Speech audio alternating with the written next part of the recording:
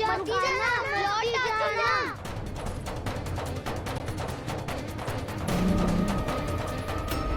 देखो कैसे स्वागत करो है।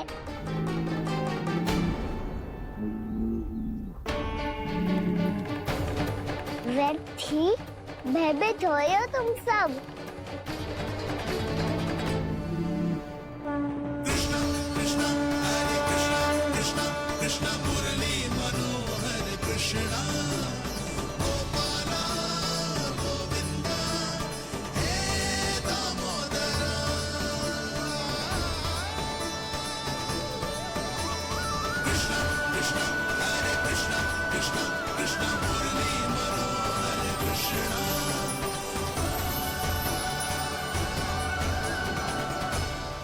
बाल कृष्ण ने छुआ तो एक साधारण बैल को है माँ, पर उनके स्पर्श का अनुभव मुझे हुआ है। बलधर, ये जो वानर महाराज है ना, ये मेरे सखा है। बहुत भूखे है ये, इसीलिए हम इनके लिए तनिक माखन देने आए हैं। हमारा साथ दोगे ना? मैं भी बहुत भूखा हूँ प्रभु। सावित्री मैया चारा देना ही भूल गईं। आप मुझे खोल दीजिए ना। आप भी अपना कार्य निर्विघ्न कर लीजिएगा और मैं भी घास चर के अपनी भूख मिटा लूंगा।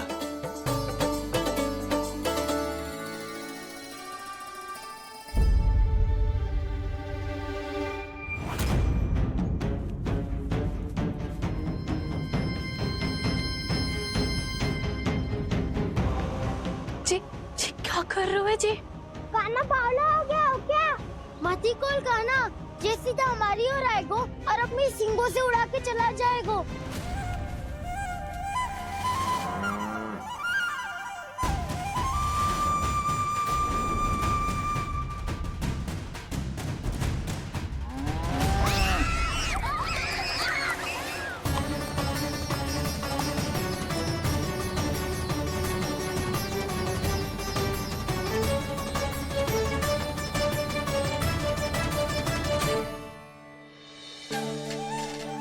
कैसे संभव है?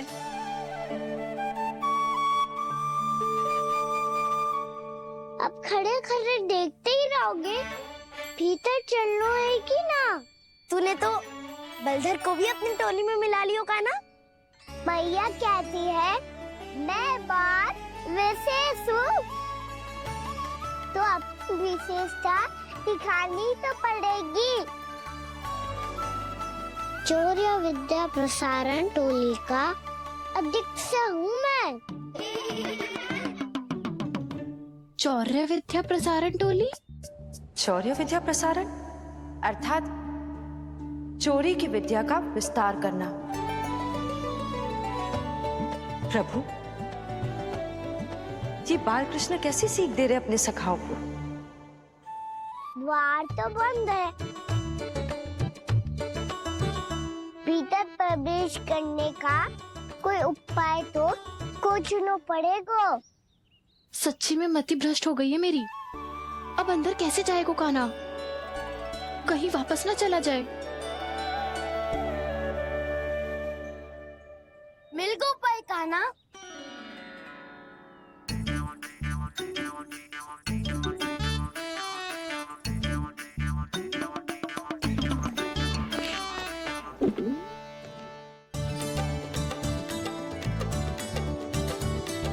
चलो भीतर प्रवेश करते हैं। रुको, सीधे प्रवेश ना करते, पहले जांच पड़ताल करते हैं कि भीतर कोई है कि ना। पर सावित्री मौसी को तो हमने बाहर जाते देखा था, और कौन हो सकता है भीतर? ऐसे बार बलदर था, वैसे भीतर कोई और हो सकता है। नारायण, फिर तू ही जा, मैं ना जाऊंगा भीतर। माखन चुराना भी सरल ना है, सतर्क रहना पड़ता है। माता यशोदा यदि ये सब देख लें तो उनके मन को कितना दुख पहुंचेगा।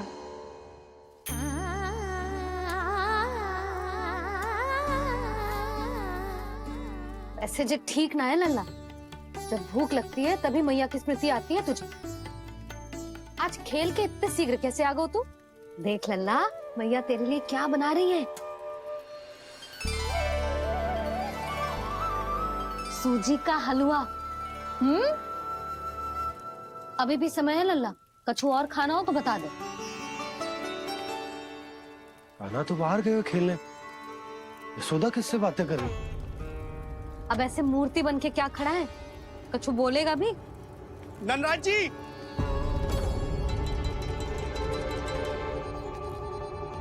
नंदराज जी, लगभग सभी को सभा की सूचना दे दी है और जो तनिक दूर रहते हैं उनके बंसी गए हुए हैं सूचना देने के लिए और उपनंद भैया आपकी चौपाल में प्रतीक्षा कर रहे हैं।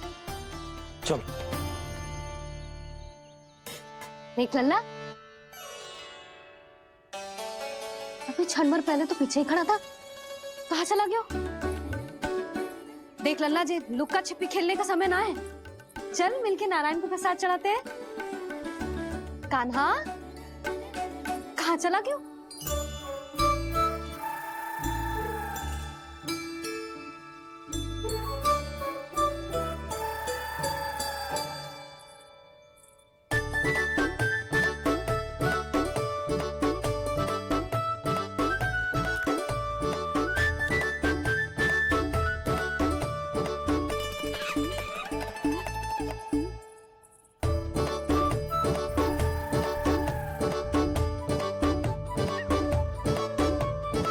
पशुओं से तो ऐसे बात कर रहे हो जैसे इनकी भाषा समझते हो।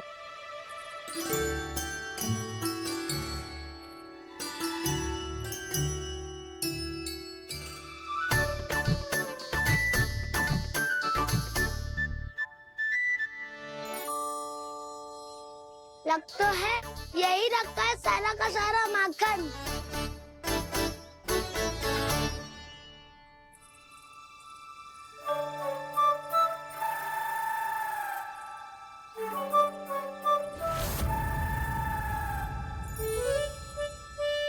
कान्हा, मुझे प्रयास करने दे, मैं आसानी से कर लूंगा।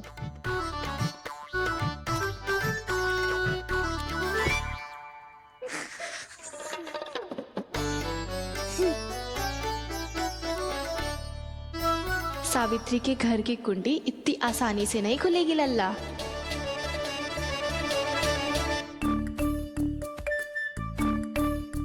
कहो तो मैं ही तोड़ दूं द्वार।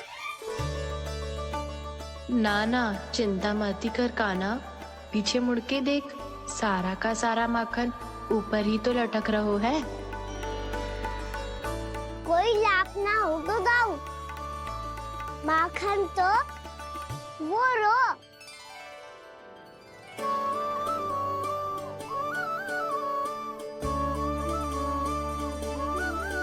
पर जे तो इतनी ऊपर है कि इसे उतारने के लिए हाथी बुलाना पड़ेगा। तो क्या अब हमें माखन ना मिलेगा?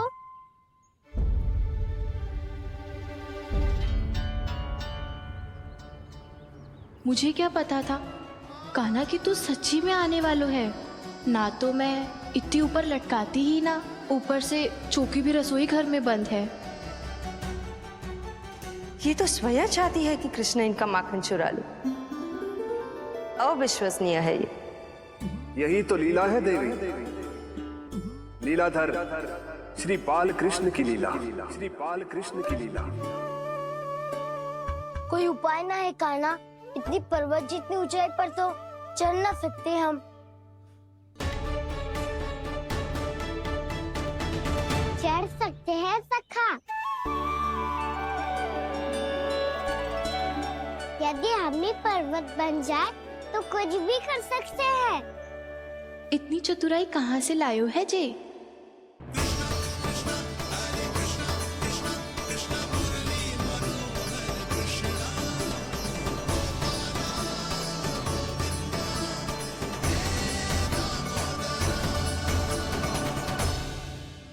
हम सबसे ऊपर कौन चढ़ेगा?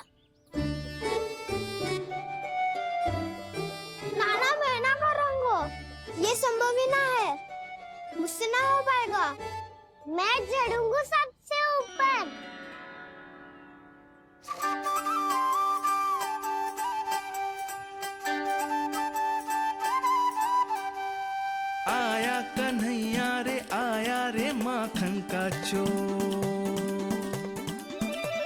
ना ध्वनि कोई हो ना पता कुछ लगे, आए चुपके से ग्वालों की टोली। चाहे कितना बचाओ छिपाओ कहीं, सारा मक्खन ये कर जाए खाली। मुख से तो लगता है सरल ये बड़ा, भीतर से चंचल ये छल से भरा है ये नटखट बड़ा चिकचोर।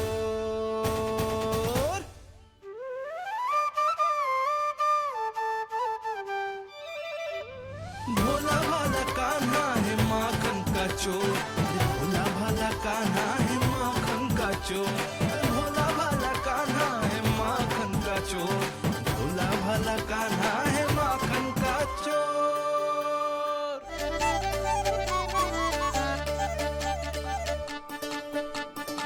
कान्हा की योजना सफल हुई, माखन मिल गयो। तैयार हो सब? तो लो फिर। अब खाएगो जी मेरा माखन।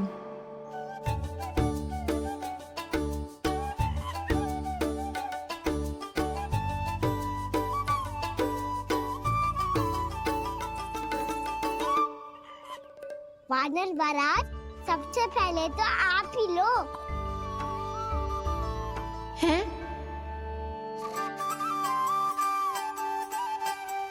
जिसकी जीभ अधिक लपलपाए वही सबसे पहले माखन खाए।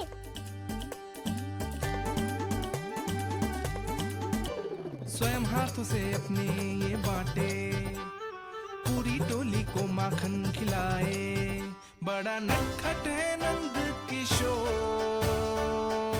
लो दाऊ, ये आपका।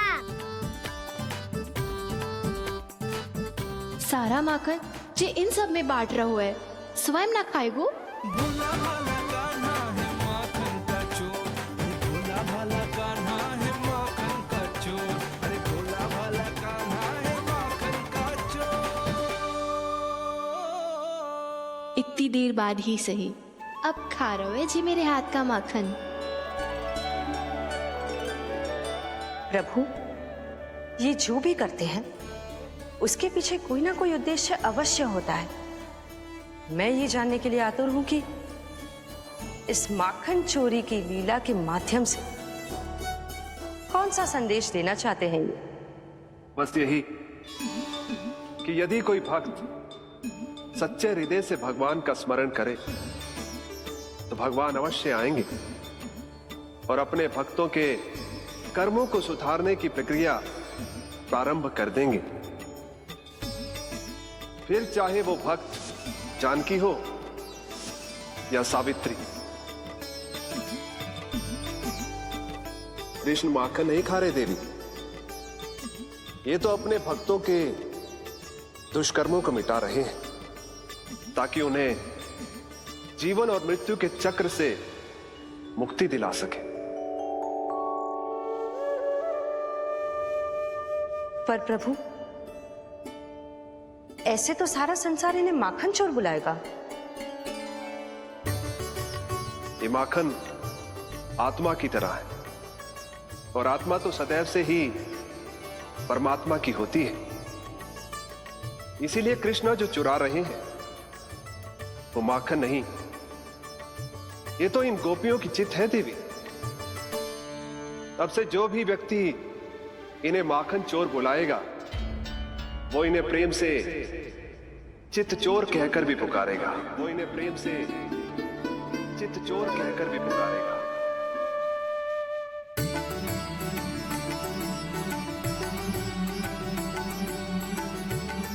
सही कहा आपने प्रभु, चित चोर तो है ये। इन्होंने केवल गोपियों का नहीं, अपनी मैया का भी चित चुराया है। कान्हा, देख लल्ला, अब सामने आ जा। लल्ला,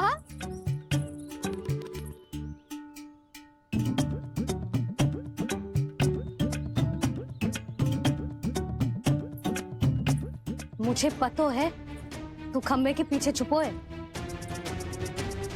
बाहर निकल।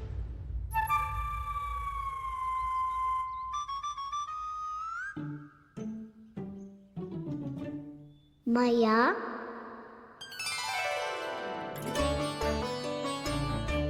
रुक लल्ला।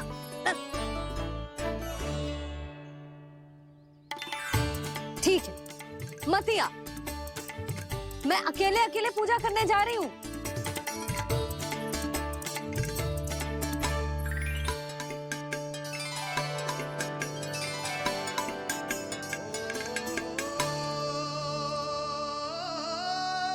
बस ऐसे ही पहले अपनी मैया को सताया कर और फिर अपनी जे निर्दोष सी मुस्कान से मेरा मन मोह लिया कर।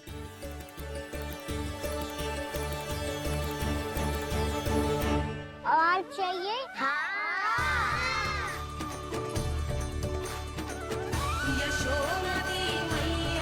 ये तो फिर से माखन बांट रहा है। इसका इतना साहस। यदि यही सब करना तो मुझसे आज्ञा क्यों नहीं ली?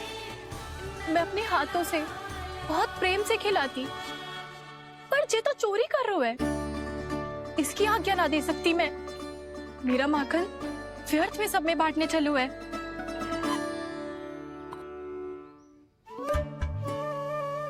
दो वानर महाराज और तनिक ले लो। सखा तो सखा, ये तो वानरों में भी बांटने लगू है। और चाहिए? नाना नन्ना है, भैया ने क्या कही थी? लोभ बहुत भयानक राक्षस है। पर कान्हा अभी तो गले तक ही गया है माखन। पूरे मटके छट कर गए और माखन अभी तक गले तक ही पहुंचा है। हाँ, तभी मेरी भी ना मिट्टी है।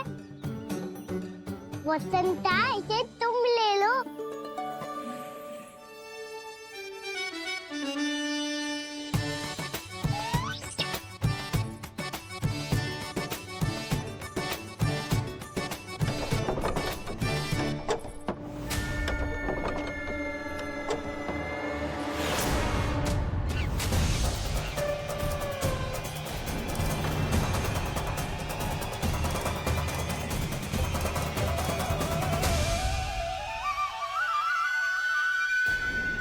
ना लोग बहुत भयानक राक्षस है। जी अच्छी बात ना है कान्हा। अभी चल के यशोदा जी को बताती हूँ।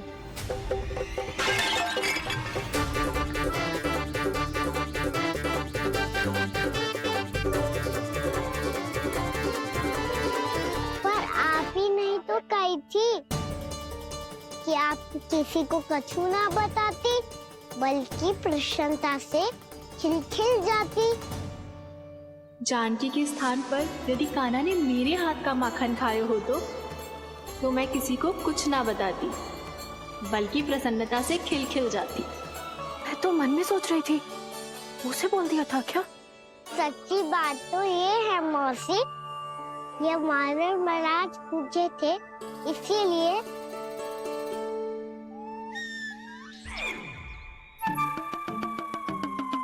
कल मैं इसीलिए ना बेच पाई क्योंकि हाट जाने के लिए सकट ही ना मिलो, और आज बेचने के लिए तो माखन ही ना बचो। चिंता मत करो मौसी, 2 गुणों से भी अधिक मिलेगा। भूखे की भूख मिटाने का पुण्य प्राप्त किया है आपने। बस आप मैया को कछु मत बताइयो।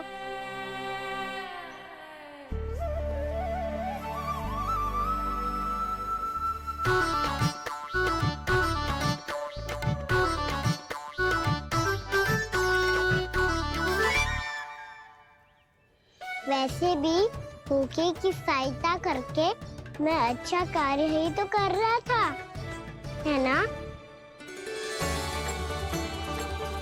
कान्हा, मौसी अब सब गए, मैं भी जाऊं? किसकी भलाई कर दे कब किस बहाने, कान्हा की लीला तो कान्हा ही जाने। भाग्य,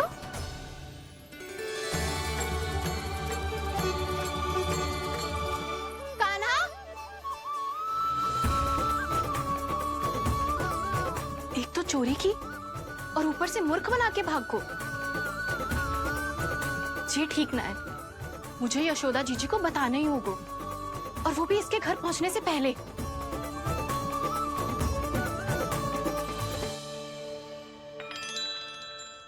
अरे पल्लू मत खींच, तनिक रुक जा, दे रही हूँ, पूजा तो करने दे।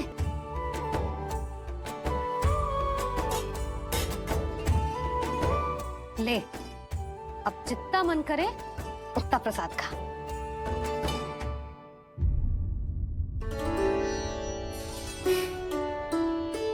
या तो मैं सच्ची बावली हो गई हूँ कि मुझे हर समय कान्हा दिखता रहता है, या फिर मेरा लल्ला कुछ अधिक ही विशेष है कि मेरे साथ ना होके भी सदैव अपनी मैया के साथ ही रहता है।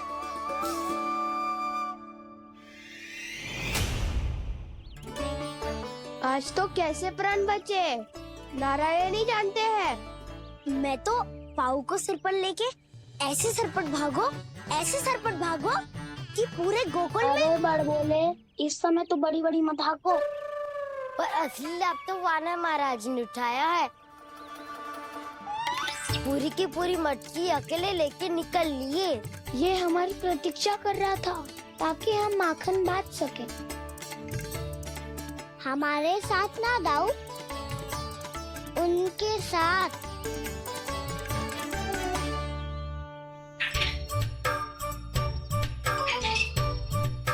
मैं समझ गो कान्हा, एक ना सभी जानवरों की भूख मिट जाए, इसलिए गया था तू सावित्री मौसी के यहाँ माखन चुराने। इससे पहले कि वो हमारे यहाँ पहुँच जाए, हमें घर पहुँचना होगा दाऊ, चाहे कछु हो जाए, पर देरी ना होनी चाहिए। इससे पहले के बहुत समय बीत जाए, हमें ये समझना होगा कि लोभ आदमी की बुद्धि को भ्रष्ट कर दे, तो हमारे सोचने समझने की क्षमता को नष्ट कर दे। तो बहुत समय पहले की बात, एक साधु था, वो सुनसान घने जंगल में रहकर साधना करता था। ब्रह्म ज्ञान को प्राप्त करने ही वाला था कि अचानक से एक दिन उसे एक सुनहरी बिल्ली दिखाई थी। उसने उसे देखो तो सोचो कि ये तो बहुत सुंदर है, इसे तो मेरे पास रहना चाहिए, और उसने उस बिल्ली को अपने पास रख लिया। फिर उसने सोचो कि इसे तो दूध की आवश्यकता होगी और उसके लिए गाय की, तो उसने एक गाय भी रख ली। अब गाय को चारे की आवश्यकता होगी और चारे के लिए भूमि की। नारायण की कृपा से भूमि का प्रबंध भी हो गयो। अब भूमि को जोतनो है, चारा उगानो है, चारा काटनो है, और उसे गाय को खिलानो है। गाय को खिला के उसे दूध निकालनो है, और दूध निकाल के बिल्ली को पिलानो है। कार्य बढ़ गो। अब उसे लगो कि सहायता के लिए 2 जोड़ी हाथ और होने चाहिए, तो उसने विवाह भी कर लियो। कुछ समय बीतो और संतान हो गई, और उसे एक बड़े घर की आवश्यकता अनुभव हुई। इसी प्रकार धीरे धीरे लोभ ने उसे अपनी छाया में ले लिया, और वो नारायण की साधना कर ब्रह्म ज्ञान को पाने के अपने परम लक्ष्य को भूल गो। फिर अनेक वर्ष बीतने के पश्चात उसकी अपने गुरु से भेंट हुई। पहले तो उन्होंने उसे पहचाना नहीं, और पहचानो तो उनने कही कि एक बार, बस एक बार अपने कर्तव्य से भटका था तू, और देख कैसे देखते ही देखते लोभ के जंजाल में गहरे ही गहरे धंसता चला गया। सोचो, कहीं उस व्यापारी को धन के लोभ में अपना वचन देकर आप सब भी जे ही भूल तो ना करने जा रहे। परिवार, घर द्वार, भोजन, सुख शांति, जीने के लिए आवश्यक जिस सब कुछ तो है आपके पास। इसीलिए मुझे चिंता हो रही कि जिस प्रकार उस साधु ने ब्रह्म ज्ञान प्राप्ति का अवसर गवा दिया था, आप सब भी इस लोभ में आकर अपना सुख चैन ना गवा दो।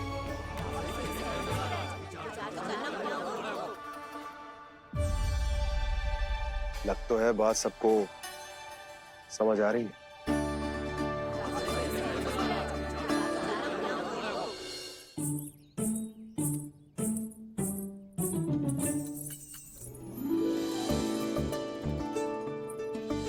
भाभी आसानी से ना मिलने देंगी कान्हा से, पर उसे देखे बिना रहा भी तो ना जा रहे हो मुझसे।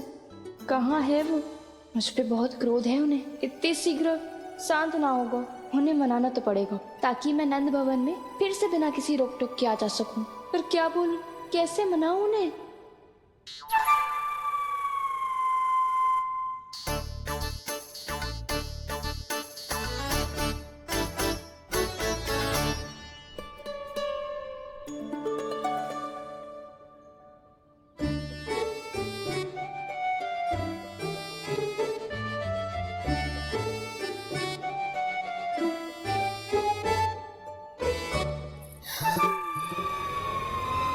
वाह, जिसने मेरे लल्ला पर चोरी का आरोप लगायो, वो ही आज मेरे घर में चोरी चोरी प्रवेश कर रही है। नाना भाभी, ऐसी कोई बात ना है। मैं तो बस ये देखने आई थी कि जसोदा भाभी का क्रोध शांत हुआ कि ना? सुन ले जानकी, मेरा क्रोध उसी दिन शांत होगा जिस दिन तू सारी गोपियों के सामने मेरे कान्हा पर लगाया आरोप वापस लेगी। चोरी करेगा तो आरोप ही लगेगा ना जीजी। फिर से आरोप? सावित्री, तू भी?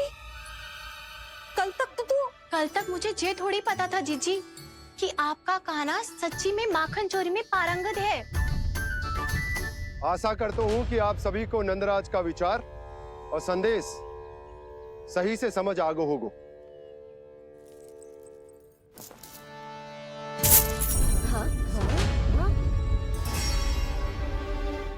सिक्कों की खनक बता रही है कि पोटली कितनी भारी है।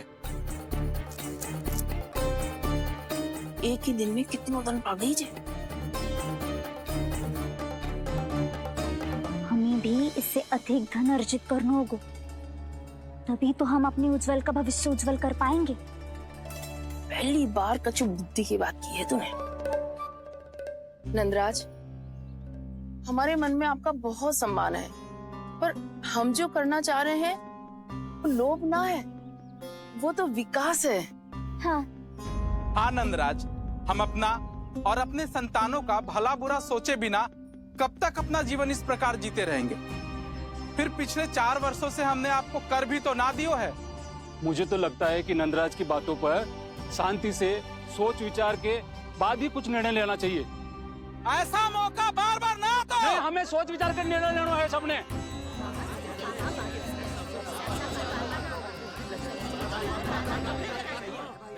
चोरी में पारंगत?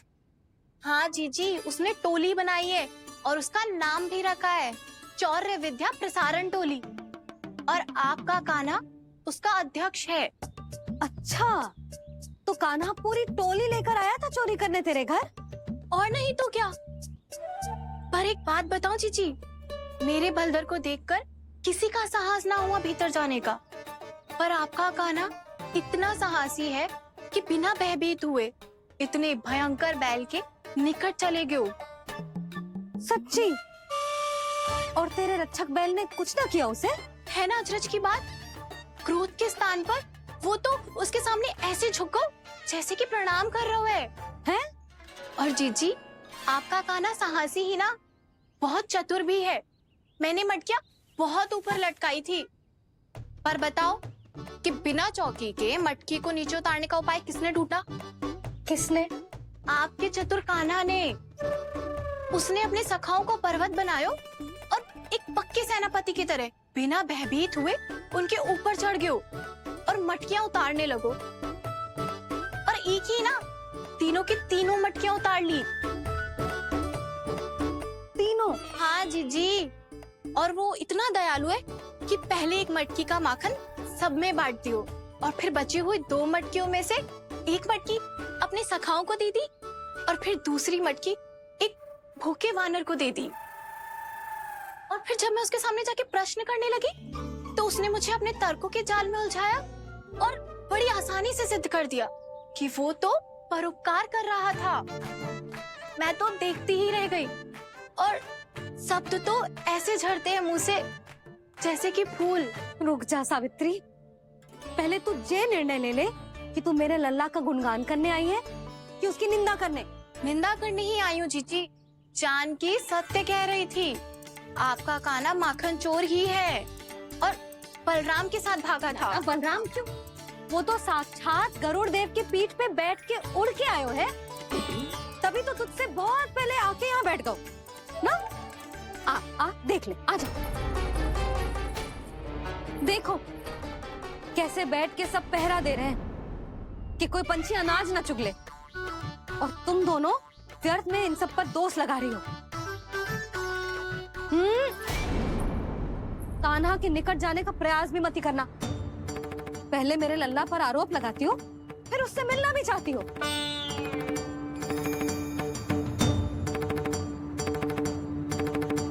पर जीजी चोरी, अरे उसे तो चोरी का अर्थ भी ना पता होगा।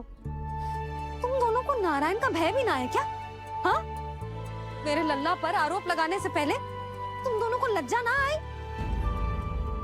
हे नारायण, अब आप ही बताओ मैं क्या करूं। लग तो है किसी की घोर दृष्टि लगी है कि बार बार मेरे लल्ला पर आरोप लगते हैं।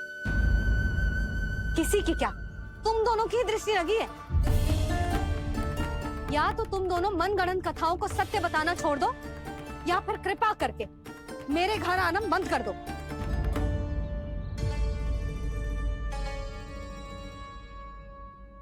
अब दोनों मुंह क्या ताक रही हो? हाँ, जाओ यहाँ से। और तुम दोनों नंद जी की सभा में क्यों ना गई? हाँ?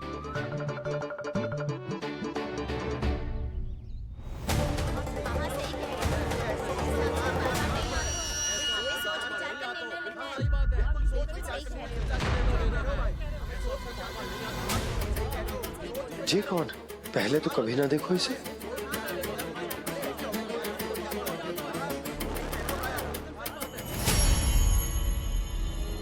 कहाँ को? बस करो।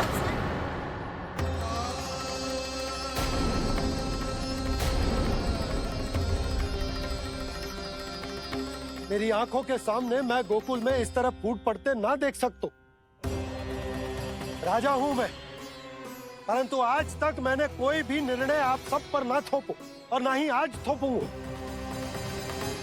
मुझे पता है आप सबके पास कल सूर्यास्त तक को समय,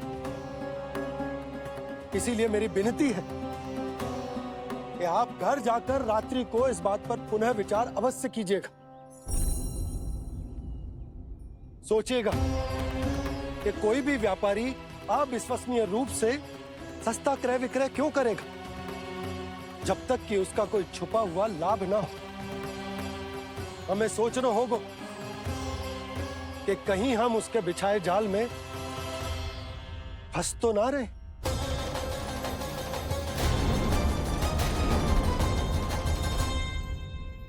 बच गए भैया, जैसे तैसे ही सही, पर समय से पहले पहुंच ही गए हो। सावित्री मौसी कनेक सी बात को इतना बड़ा चढ़ा के बोल रही थी जितना उज्जवल भी ना बोलतो।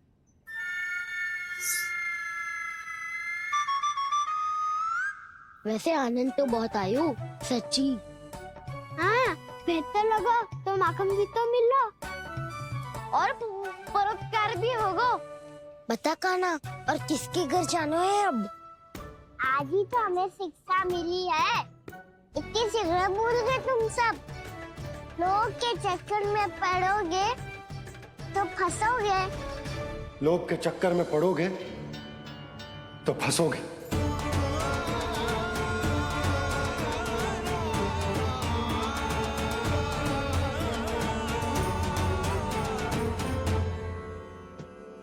चोर, चोर कह रही है मेरे निर्दोष से बालक को। अब तो इन दोनों ने अति ही कर दी है।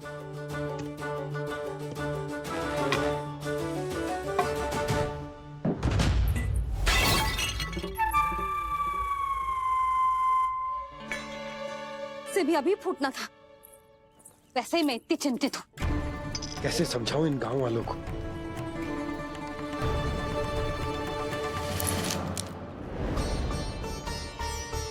कोई समझने को तैयार ही ना है। लगता है सबकी बुद्धि भ्रष्ट हो गई है। सही कह रही हो यशोदा तुम। मुझे तो लगता है कि सोचना समझना ही छोड़ दिया सबने। अनेकों तर्क देके समझा दियो, सिद्ध कर दियो, पर इनकी मोटी बुद्धि में कछु आतो ही ना है।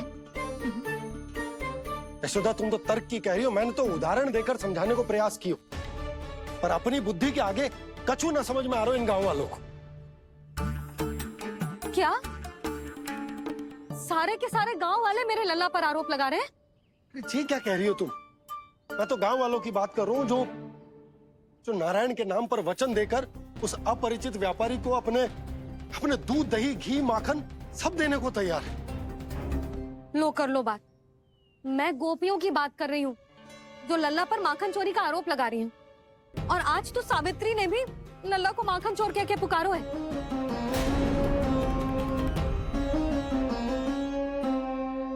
सावधान यशोदा, कहीं बड़ा होकर माखन चोर ना बन जाइए। अच्छा, ये सब आप छोड़ो, स्त्रियों की बात है, मैं संभाल लूंगी। आप ये बताओ, सभा में क्या हुआ? गोकुल में फूट पड़ गई यशोदा, लोभ की फूट।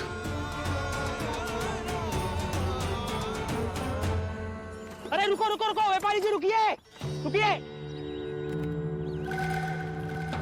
नंदराज ने प्रयास तो बहुत किया था व्यापारी जी, पर कुछ व्यक्तियों को छोड़ करके किसी के कान पे जूं तक नहीं रेंगी।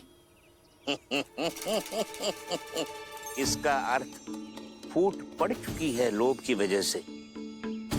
बहुत ही शुभ समाचार लाए हो गुप्तचर।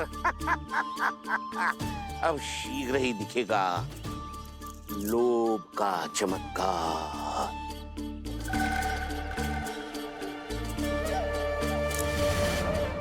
लोभ से बचने को जो पाठ हम कान्हा को पढ़ा रहे थे ना, आज वही पाठ मैं इन गांव वालों को समझाने में असमर्थ रहा। आप चिंता मत करो जी, धीरे धीरे सब ठीक हो जाएगा। तब तक बहुत देर हो जाएगी यशोदा। ये गोकुलवासी मेरे अपने, उन्हें अपनी आंखों के सामने मैं भूल करते ना देख सकता। वो सुलक्षणा, वो उस व्यापारी के प्रभाव में आ गया, और शंकरी मौसी और सुमति भी सुलक्षणा के मार्ग पर ही चल रही। कान खोल के सुन ले बहू, आज से घर में दूध पीनो बंद, दही खानो बंद, और माखन तो बिल्कुल न खानो। पर मैया, पर किंतु परंतु कुछ न सुननो मुझे। सुलक्षणा की जैसे धनवान बननो है कि ना?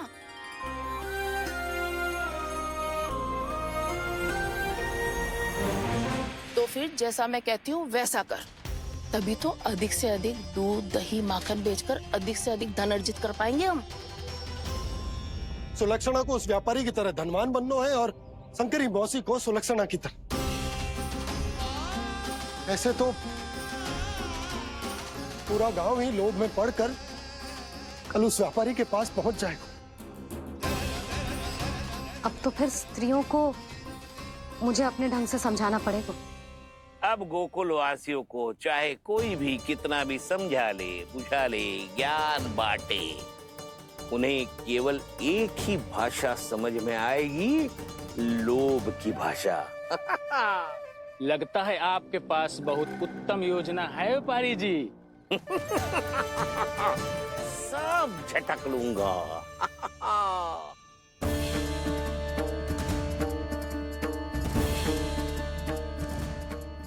आपको क्या लगता है प्रभु, मैया के समझाने से गोपियाँ समझेंगी?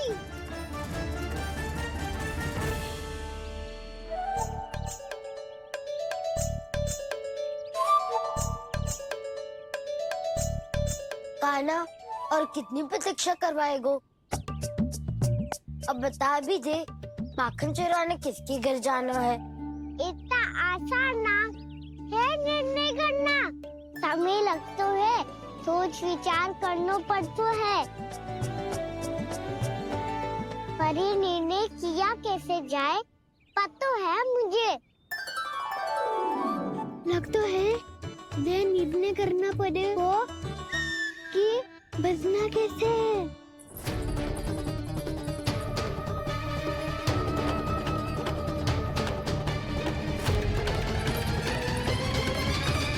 सावित्री मौसी ने हमारे 14 विद्या प्रसारण के बारे में सबको बता दियो क्या?